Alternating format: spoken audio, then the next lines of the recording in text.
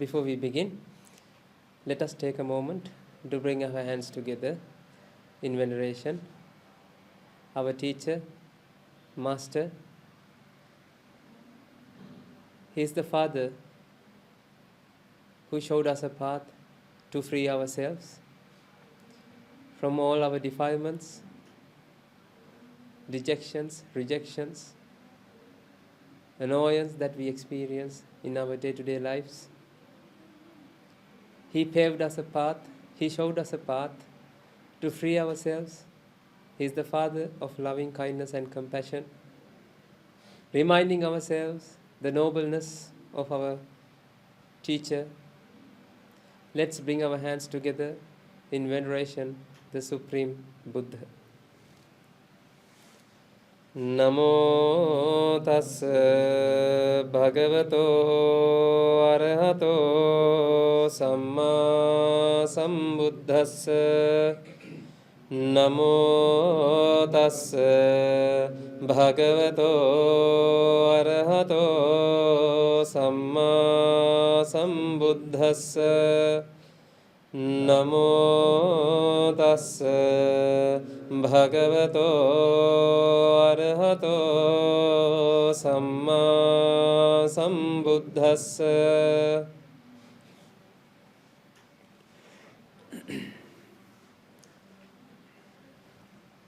Thank you very much for coming here today.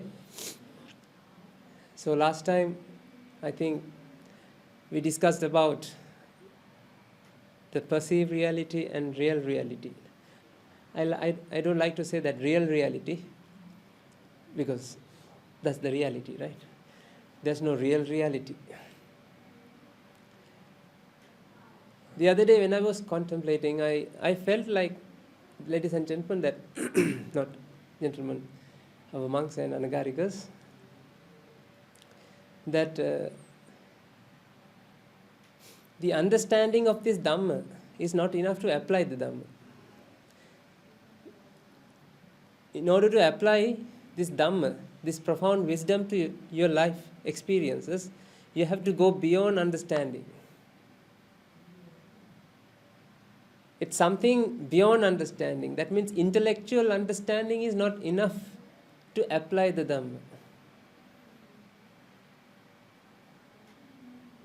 This is something we have to be very careful. When you say that I apply the Dhamma, I apply this knowledge, I apply this profound wisdom in my day-to-day lives, that people, like most people, they think that they can apply this Dhamma when there's a problem happens. For example, if you get angry, can you apply anicca? When you get angry, you can apply anicca. When lust strikes on you, then you can apply anicca to calm down the lust, to get rid of the lust. No, this is not working like that. What Buddha has showed us a prevention technique. It's not something, a cure. This is something very important. Applying the Dhamma has to happen each and every moment in your life, not the moment that you experience difficulties. It's like when you have a headache, what do? You take a Panadol. Most people get trapped into this trap, like they think that they apply the Dhamma, but they are not applying the Dhamma, because what they are doing is they wait until there's some problem, some annoyance to strike in, then they start to apply the Dhamma. This is not the way that you have to contemplate. Bhagavatam, Buddha has explained us a way of life, ladies and gentlemen. It's a way of life. It's not something that you understand, like it's not something a cure for your day-to-day problems. Buddha explained us how to eradicate suffering, how to eradicate fear, how to eradicate anger. It's not a cure for anger. It's not a cure for suffering. This is something very important. You have to think in that way. Because when you understand Dhamma, when we explain this nature of nature, right? When we explain anicca, dukkha, anatta, these are the most profound teachings of the Buddha. That is how this world functions, how this the world that we think as world, right? What is the theory? What rules the world? What is the theory behind these experiences? Right? When you understand that theory, don't come to a mindset, okay, now I understand the theory, so I can apply that theory to the points that I feel anger, lust, annoyance, dejection, rejection, anything. Like if you feel someone, and also for guilty feelings, when you feel guilty. No. We can get rid of them, but it's not something that you have to wait until that lust strikes you, until that anger strikes you. No, you have to apply right now. Nibbana on the spot. Nibbana is not something that you can see, you can achieve in next life, or coming days, in future. Nibbana is something that you can experience right now. That's why it's better. It's always good to listen to the Dhamma. While listening, start contemplating. Try this, then you will slowly you will get a practice to apply this Dhamma in each and every moment.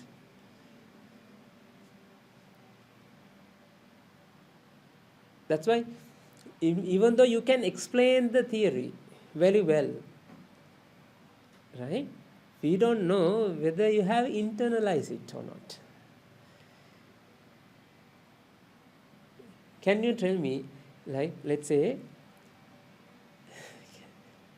somebody is now doing an action, something. When you look at that action from the outside, you can't judge whether he is contemplating or whether he is not contemplating. Does that make sense? Because it's the same action.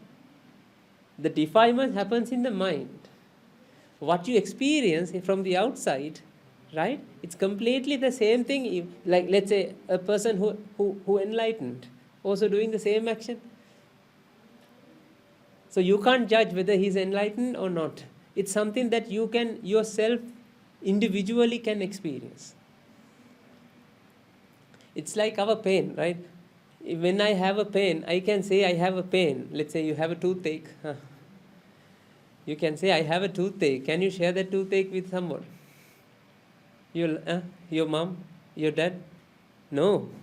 You can't share that. Why?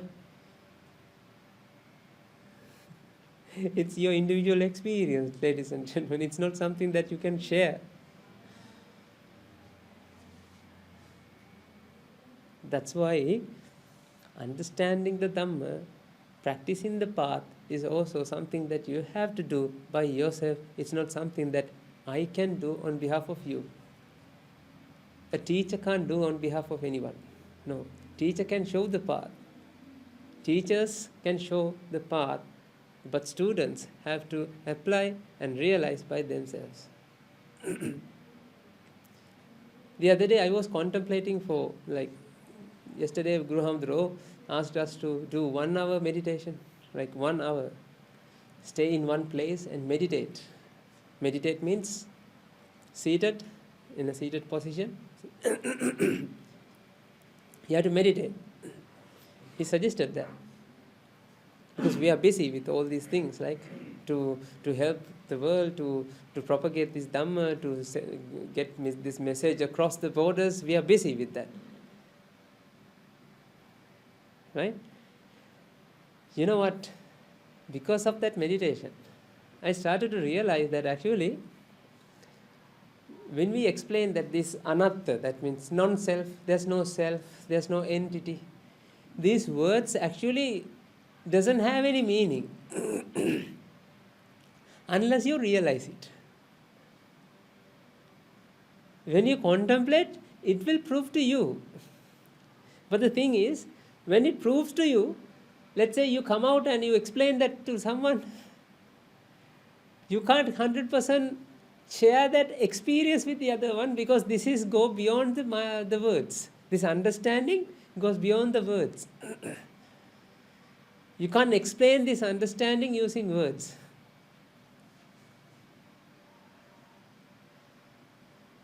That's why that's why this Buddha has said in one occasion, right? I think he has preached to someone. He said he has told, like, forget about the words, right? Try to understand the concept. Try to understand the teaching that I want to transfer to you. This is very important, dear monks and anagarikas. This is very important. When you spend your life inside this monastery, you always should have this attitude of practicing the path, not in the moment of when you are in the meditation hall, not the moment that when you are in the Buddhaguna Sajjana, the Buddhaguna chanting kuti, right? You have to apply this Dhamma each and every moment. This is the way to purify your mind. Eightfold Noble Path is not something to practice whenever that you can, another time. No, okay.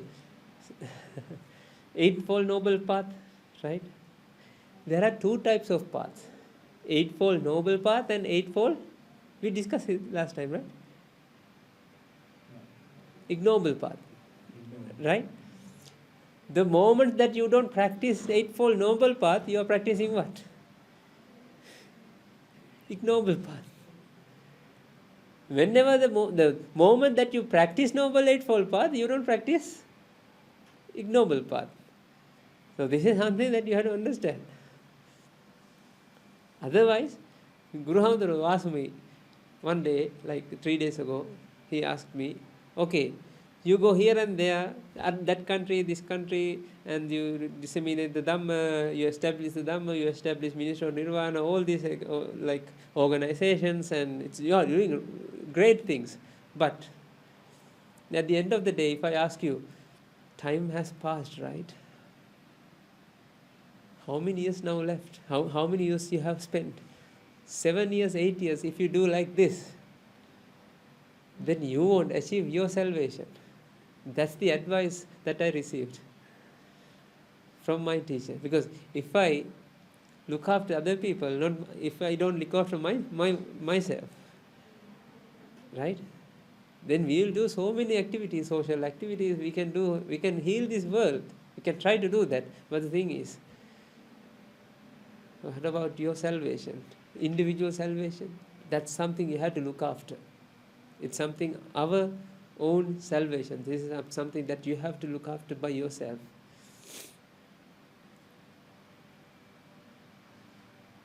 Please do mindful in that.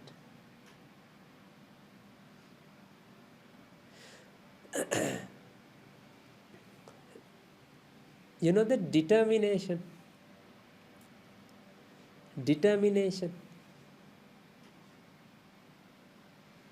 When you come to this monastery, you had that determination to attain Nibbana. Right? I don't say now you don't have, but you had that. Right? That's why you came here. But when you're accustomed to this situation, this environment, what might happen, then you will lose that enthusiasm, that determination. Don't let it happen. I'll show you how to re-establish that.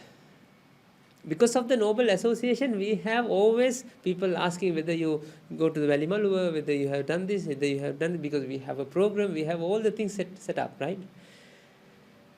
But if you don't have this determination, enthusiasm to understanding this Dhamma, for example, when you come at 4:30 for theory discussion, if you come there with sleepy face and lazy mindset and sleepy face, if you come there, you won't understand anything.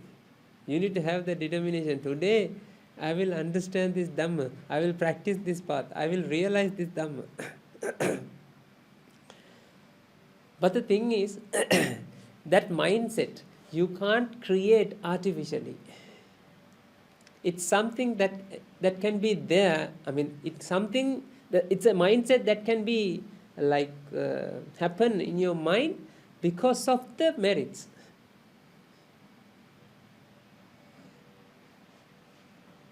I'll tell you what I'm doing. Every day, at night, before I go to bed, and in the morning after I woke up from the bed, I offer a glass of water to the Buddha. So these are I mean, this is something, one of the merits that we do, right? I make a resolve to myself that this offering is to practice the path today, not every day, for today. So I'm reiterating, I'm re-updating the determination again and again and again, each and every day. This is the way to keep your determination every day updated. Otherwise, you will lose it. You're offering, you're doing a merit coupled with the determination. Does that make sense? You do a merit coupled with the determination. This will keep the path. This will keep yourself on the track without digressing. Otherwise, time to time, because of the the vipaka energy, time to time your determination shifts. I mean, your target shifts. This is the nature, because everything is what goes back to, it's chaotic, right? You can't make it like fixed. It's always tend to relief. It's like herding cats. You can't control it. That's why this is something that I want you to tell, that when you practice the path, that determination is really, really important. You need to have that determination in order to practice the path. If you don't have determination, then you won't be able to practice the path. I mean, it's not you won't be able to practice the path. The practice in the path won't happen. This is so funny. The practicing also is not something that you are doing. It happens because of the merits, because of the determination, because of the resolve that you make for yourself. If you can do that, then you will win. Sometimes you start to feel that even though I made that resolve, I will digress. Right? It's not you who digress. It's because of the causes, because of the factors, because of the environment, because of the causes that you will digress. What you have to do is come back to the path. If you feel that you are not practicing, then what should you do? You should do. Offer something. Involve in a merit and take a determination, make a resolve, and start practicing. Don't worry about the past. Always think about the present moment and the future, like what we have to do. Otherwise, day by day, you are spending your time. How many years you have? How many years do you have left in your life? We don't know. Even though you are young, you can't say that you will live for like another 50, 60 years, right? Who knows? Think about that. We had an 𝗗𝗃𝗁𝗃, like, who was? 𝗂𝗃𝗁𝗃. He passed away. This is the first funeral in the monastery. He didn't have. Did you think he had an idea to pass away on that day? No. Do you have a plan? No. That's why we need to understand here the gravity, the depth of this problem. You need to reflect about your future. Because these are the factors that trigger, that motivates you to stick into the path. Otherwise, remember this, when you are outside as a lay person, right? This is so funny. If you didn't work, there won't be any money. Then you can't survive. Agree? Agree or not? Yes. But thanks to the Buddha, when you come to the sasana, whether you practice or not practice, see, so funny, isn't it? Whether you practice or not practice, right? You will get some food. You will get the medicine. You can live. The other day, I think I went to Navaloka Hospital for a medical visit. Had to be there, go there. I went there to see a doctor. And then it was 11 o'clock in the morning. So I thought, okay, I will go Pindapatha, arms round. Not in hospital, inside the hospital, but the outside. There's a small village. I think they are Muslims, most of them. And when I went there, only 100 meters I traveled. I proceed only 100 meters.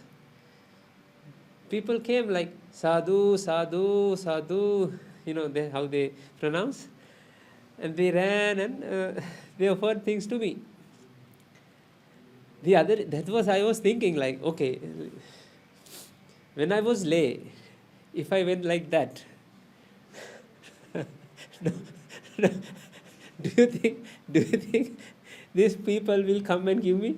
I mean, they are not Buddhist, ladies and gentlemen. These people are not Buddhist. I was thinking about myself, like, my goodness, I have to practice the path. Otherwise, this is what Buddha has given.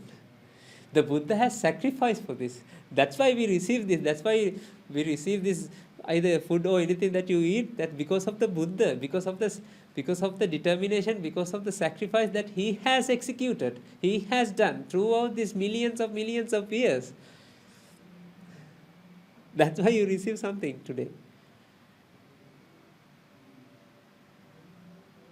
Buddha paid for these electricity bills. Buddha paid for these lights. Buddha paid for these cameras. Buddha paid for all these stools and chairs and everything. These are the mindset that we have as monks, isn't it? The thing is, now I want to recall, I want you to think about this, right? When you are lay, normally nobody would give food. Even some people even gave money as well. I said, no, I need something to eat. Then you know what happened? They only showed 50 rupees or something. One Achiyamma lady, right? Then I said, Manu, I need something to eat. Then she went to, I think there's a hotel or something, small shop, and then she brought so many things. It's more than 50 rupees. I think it's more than 200 rupees worth of food she offered to me. Think about this. If you go like this in as a lay person, would you get this? No. That's why when you're in the sasana, you don't have the gravity of the life. Weight of the life, you don't feel it. Because why? You get something because Buddha has paid for all the things that we get. Be careful with this. Then you lose the track, you lose the motivation. Because in lay life, you have this motivation to at least go to work, because if you don't go to work, then you can't pay the bills. There's nobody to pay the bills. But in here, even though you use a phone for, let's say for a purpose, you use the phone, then someone will pay your bill. Not your bill, the sasana bill, sasana's bill. then you lose the motivation. See, I mean, you don't have to do, say, I can stay here without doing anything. Actually, be careful with that. If we have a method that before you get the arms, we have a meter, like a parameter, like a instrument to detect whether you practice the path or not. How many chittas that you have practiced the path, to check. How many hours do you slept? Okay, then you have food. Otherwise, no food today. Then you will practice. But the thing is, I mean, we can't. It's something that individual, your own responsibility. It's really important, okay? Nobody is there to show you that, hey, I mean, when you are in the presence of Kalyana Mitra, the noble association will guide you. But the thing is, even though in the presence of noble association, right, they will guide you, but you can stay without practicing the path. You can go to Velimalu and you can think about something and stay like this. Nobody can see whether you practice the path or not, whether you're living or practicing the path. Nobody can see that. Let's say you have too many food, right? Too much. You eat too much, right? I can't say that you are eating too much because of your greediness. I can't say that. Why? Why can't I say? I don't know, because of hunger. The Buddha has said one time, like one occasion, one person, either Bamunas, like, he approached the Buddha. See, I respect you because you eat only small amount. This is his statement to the Buddha. And Buddha said, don't judge by the amount that I eat, because sometimes when I go Pindapata, I eat. Like it was like a 10-inch patra or something, like arm's ball, right? The Buddha had the bigger one. I eat what? Full of this, right?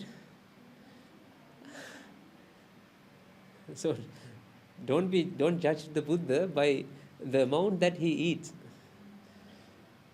Likewise, I can't say, okay, you practice the path or you don't practice the path by looking at the amount that you eat.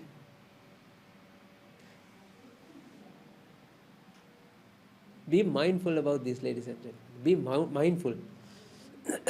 There's nobody is there to show you.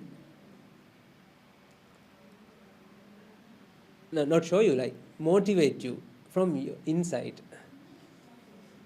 If your inside desire to free yourself, if you killed your desire to free yourself. So there are two types of desires. All desires, the worldly, mundane desires, and there's a desire to free from all desires. There should be a desire to free from all desires. Right? If you kill that desire beforehand, like before every desire, you kill that desire. What? To desire to free from desire. Then all other desires will be there, but there won't be a desire to free yourself. I must tell you that. This is really important. Have that, always check whether you have this enthusiasm, whether you have this determination that you had when you come here. Check with your day-to-day life, check with yourself whether I am going forward or I am lagging.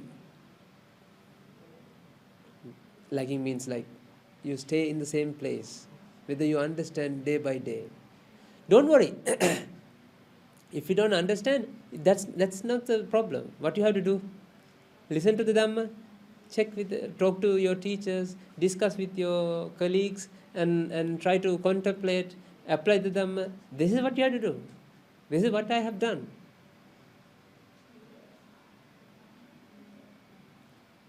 This is 5 years of effort, of practice. Thanks to our teachers, when I met him, like 2018, like 5 years, right? It's more than 5 years. 7 years of practice.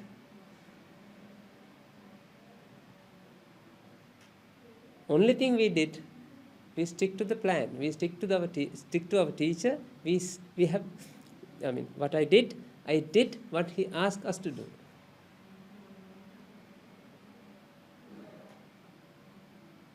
Always be mindful with that. Did you get the point? Determination. You need to keep that determination.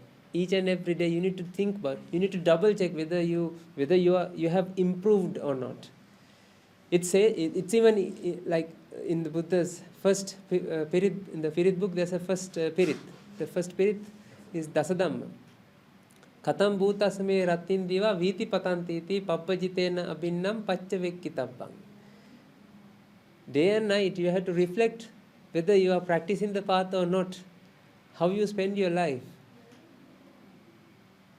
Throughout your day and night, you have to reflect, you have to think about, you have to be very mindful about whether you're practicing or not.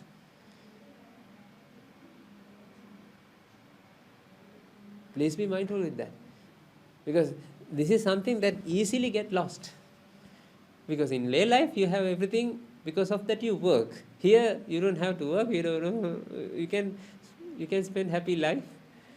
That's what happened to the Buddha Sasana when Buddha passed away after, the first Dharma Sanghayana.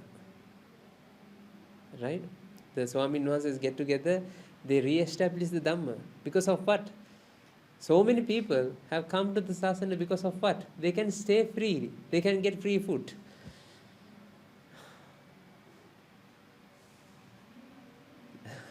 This is where that you ruin your determination and your even human life.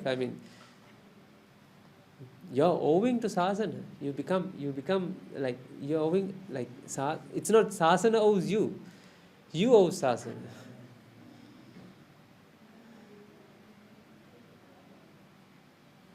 Isn't it? Reflect about this. Be mindful about this. Always have that determination. It doesn't matter whether you come from different places. We have different people who came from all walks of life, all throughout the world. We have so many people here, but everybody gathers. As Santosh once said, there are how many people? 144,000 yes, beings exist in this world who have come, gathered in this world to free themselves. So he was searching for them. And he said that I found 700, 600 here.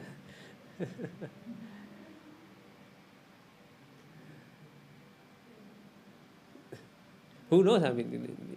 This is what you have heard. It might be true. Right? Even though you are in the middle of these 144,000 people, let's say, if you don't practice the path, then you are not one of these 144,000.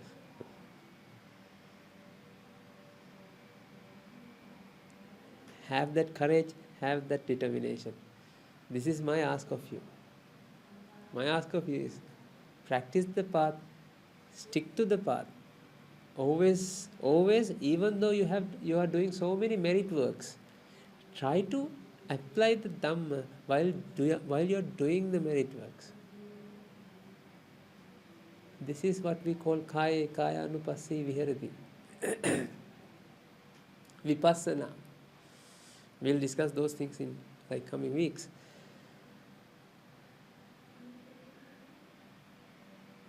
Right?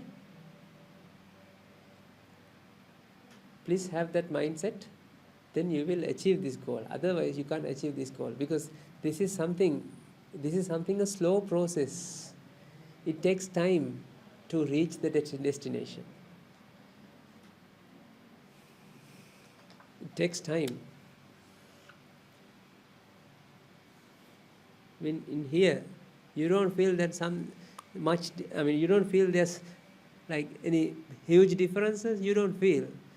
But towards the end, when you practice and practice and practice, when you get more practice, then you start to feel, this is working.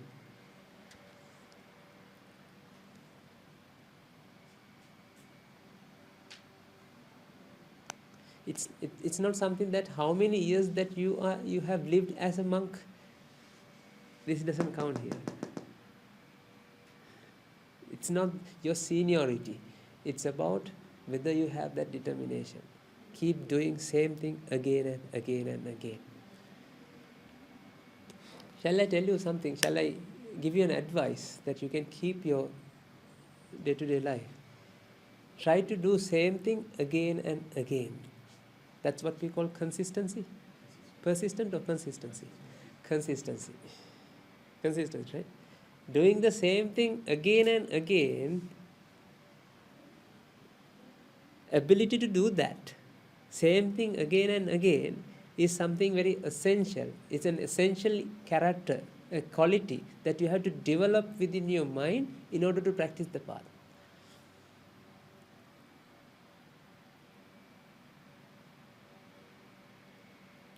If you want to understand more Dhamma, new points, new explanations, something new, something updates, something cool, something scientific, something different, then you won't practice the path.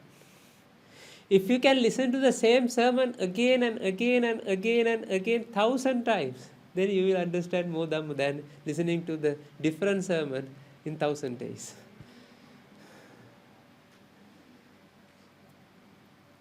Proof is in the pudding, not there, this pudding. I still listen to a sermon that Guru Hamdro did in 2023, December 31st. No, 2022, December 31st of December. 2022 or 23, I can't remember that day. The New Year day, Guru Hamdra has explained a beautiful sermon. It was like, for me, I keep listening to that sermon. It's in my laptop that I use. I listen to it again and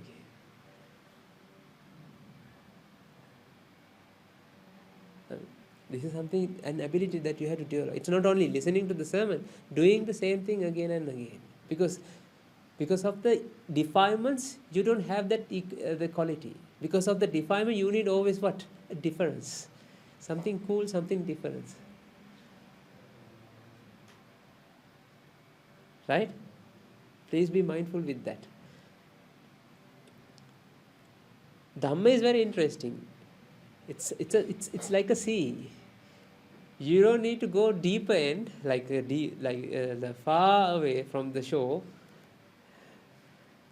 and have a bath. You can even have a bath from where? Right? Very closer, right? You don't have to go. You don't have to sail to the deep ocean, because Dhamma is like sea. It's deep sea. That's why I love this teacher that we follow, because of why? He doesn't explain all these details. He showed us what? Points, slow by slow, like slowly and slowly, he showed a path to practice. This is then important thing.